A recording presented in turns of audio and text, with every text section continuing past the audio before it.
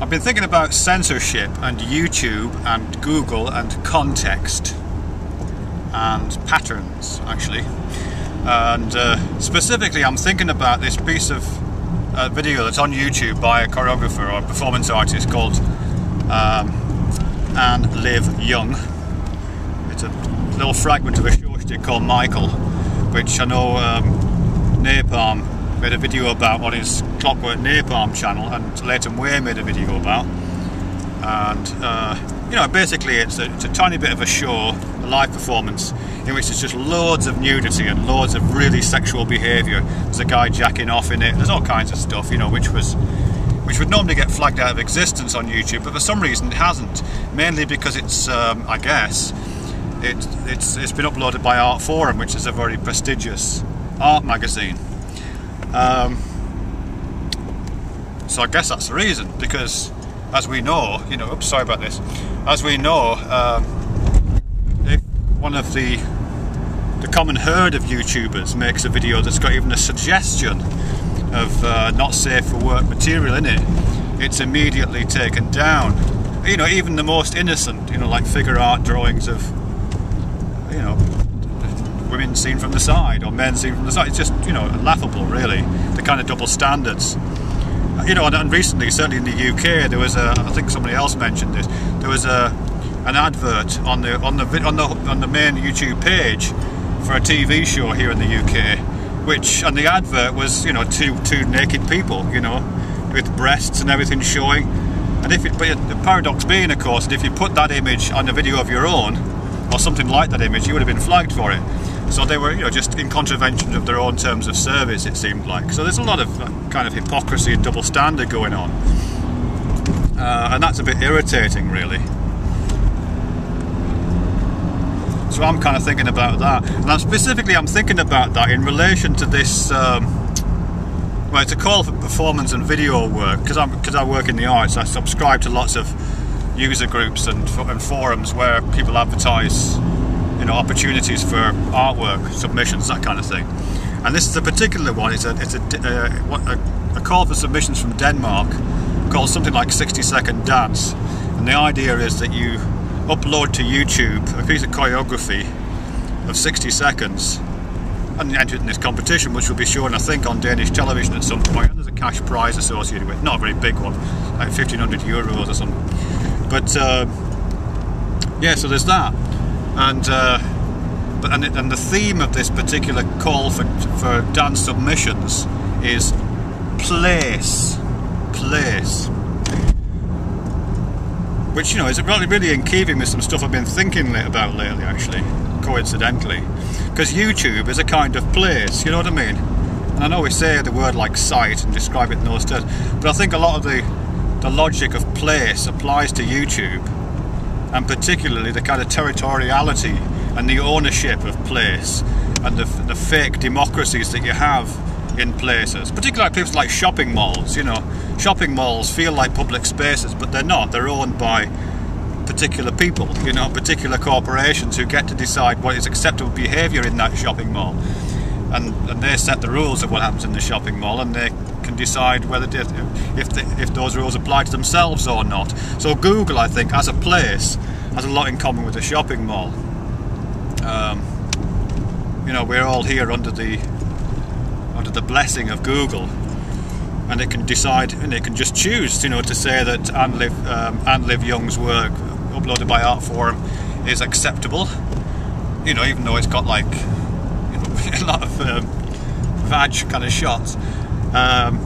Whereas line drawing art of somebody like Emendum is not. So that's just that kind of odd thing. So I think an analysis of YouTube in terms of place and the politics of place would make an appropriate topic for a choreography to submit to this Danish call for submissions, which is where I'm leading up to, really, because I thought I'd do that. Oh, I've got a really steep curve coming up here. You'll see the camera spin even more than it's doing in a minute, because I've got a 90-degree bend coming up, followed by another 90-degree bend. This is like a choreography of place right now, isn't it, really? Look, here I am, choreographing the road. Anyway, here comes the left turn. So there's another left turn, actually, because I'm just going to pick Phoebe up from the kennel and go a different way to usual. Here's another left turn coming up. Right, we've got a few hundred yards of straight road now. So yeah, so you know, this, as I say, I think that would make an appropriate topic for a choreography about place, weirdly enough.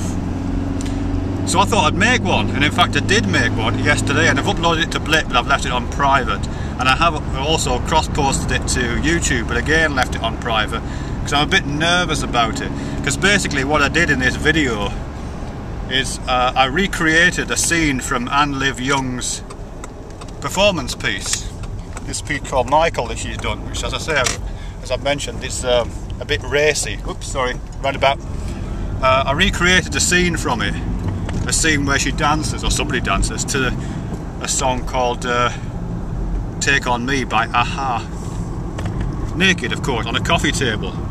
So I redid that, as also naked, also on a coffee table, but wearing these stupid bunny ears that I wear for some of these videos that I made out of a pair of old tights. So I've made this video. I think it's hilarious, and I'm thinking about submitting it to this Danish competition, although I've had a better idea since. But I'll be honest with you, I'm nervous about uploading it. I think it feels like absolutely the right thing to do in terms of a kind of pattern thing, you know what I mean? Because it feels like there's a kind of hole in the, I don't know if this makes any sense to you at all. It feels like there's a kind of hole in the discussion.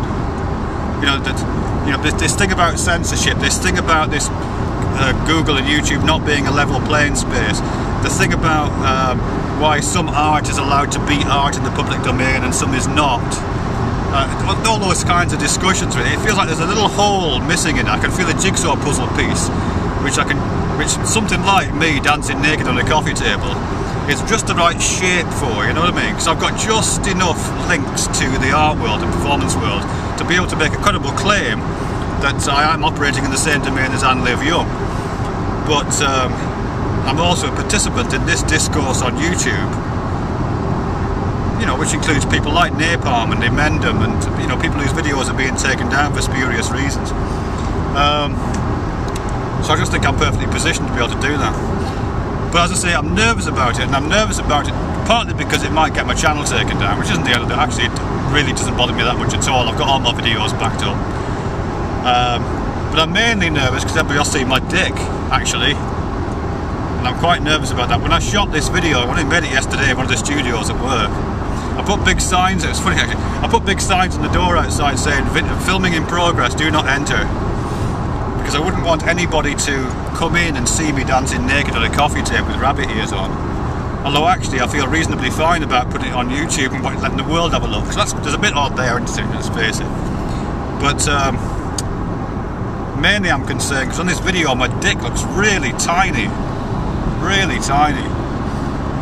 So I don't know what that was about. I think it must be something to do with these flip cameras. You know, there's something faulty about the lens in these sometimes, I think. Like this, on this camera right now, my nose probably looks really bulbous and quite spotty. Whereas if you were to see me in real life, you would see that I have really like an aquiline nose. Perfectly formed and no spots on it at all. So that just be much an artifact of the lens, I think. So I guess it's the same with this video of me dancing naked. My dick might look like a mouse on the video, but really it is the size of an elephant. I used to say that in a cartoon, size of an elephant. It's like on Arabian Nights. Remember Arabian Nights? Size of an elephant. It's like it's a magician who for some obscure reason could change his size to different animals. It's a very specific kind of power. Anyhow, yeah, I don't know, as I say, I'm not, I might, yeah, I don't know, I might make it public, I might not.